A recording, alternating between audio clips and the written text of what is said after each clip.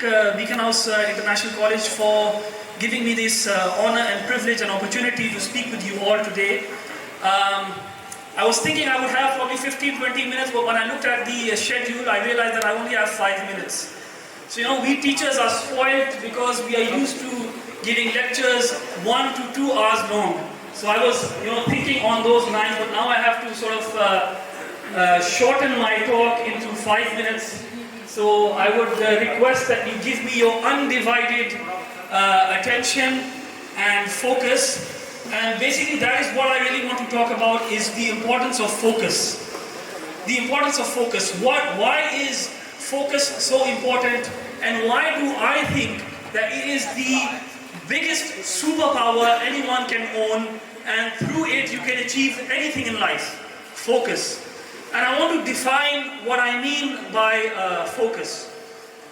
So focus is the ability to concentrate your attention, the ability to concentrate your attention and energy on a given task or a goal without distractions and without any external influences.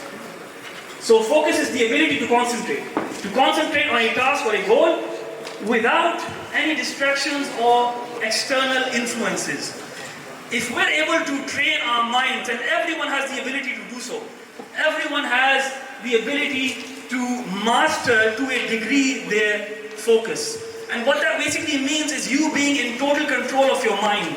If you want to put your mind to something or somewhere or to a task, you're able to do so, and you're able to sustain that amount of concentration.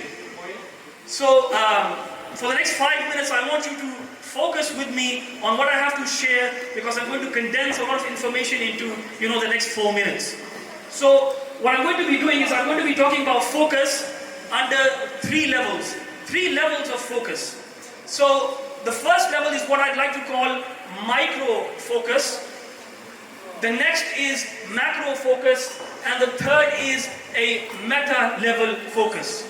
And all of these are 3 varying degrees of focus. At the micro level, it's very easy and very simple to understand.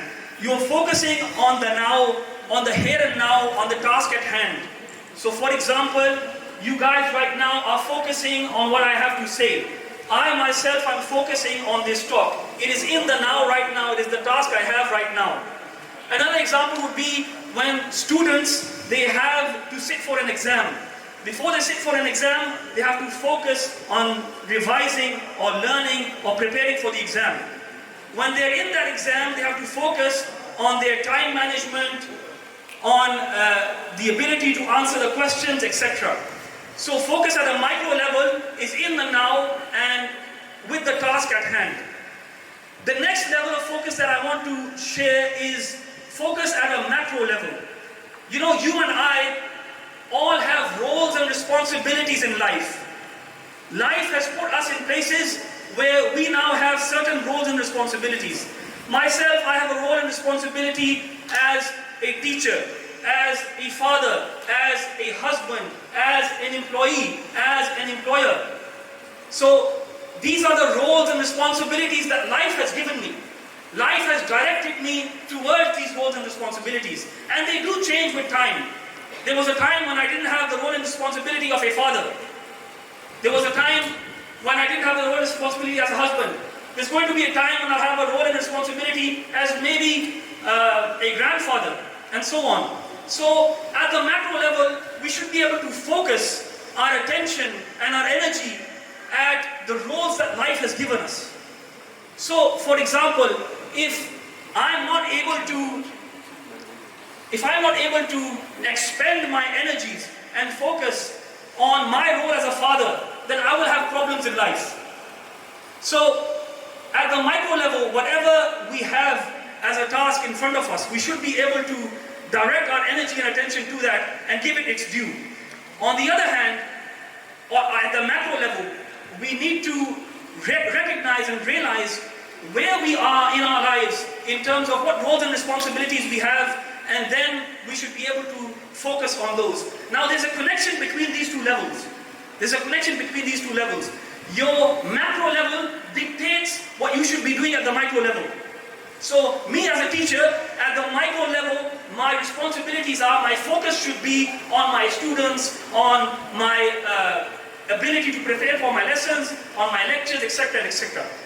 If there's a dichotomy, if there's a contradiction between my macro and micro purpose, then I won't be a productive human being or someone who will be successful in life. And thirdly, at the meta level, this is what I personally believe really helps a person if they can discover themselves. At the meta level is where what I would like to call a transcendental purpose that one has in their lives. A transcendental purpose that is above and beyond themselves, above and beyond their own personal selves, above and beyond what is maybe selfish. They have certain values in life that they adhere to. They have a mechanism through which they are able to discern what is right and what is wrong.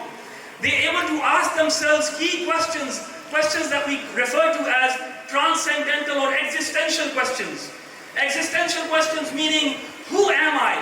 Where did I come from? And where am I going?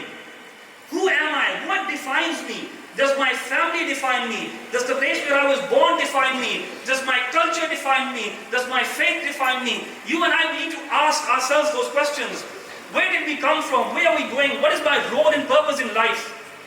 And once you figure that out, once you're able to adhere to a philosophy, to an ideology, to a theology, then you're able to best judge yourselves in terms of that macro level where life has placed you. Okay, what responsibilities do I have as a father that are going to be subservient to my meta purpose, my meta focus? So if we have all of these three in line, then we can live fulfilled lives and we can have success and contentment. I wanted to share certain anecdotal stories from my own life where I sort of practiced the above, and a time when I didn't practice the above. What was the difference between my life back then and my life now? But because of time constraints, I won't be doing so. But the last thing that I really want to share is about this micro purpose that I talked about. The micro purpose we have to focus on now and the task at hand. Sometimes we think we have to focus on something. But have you ever thought about focusing on nothing at all? Nothing, absolutely nothing. Don't focus on anything. Don't think about anything. Is that even possible? Is there a switch that you have that you can turn off your brain for a while? Without sleeping, of course. Even though when a person is sleeping, their minds are not completely switched off. But if we had that ability, then there would be a lot of benefit that we would realize. And there is a way, and there are ways to be able to do that. But the reason why I'm sharing this is because as the American Psychological Association, they said that Generation Z and Gen Z they define as people who were born between 1995 and 2012.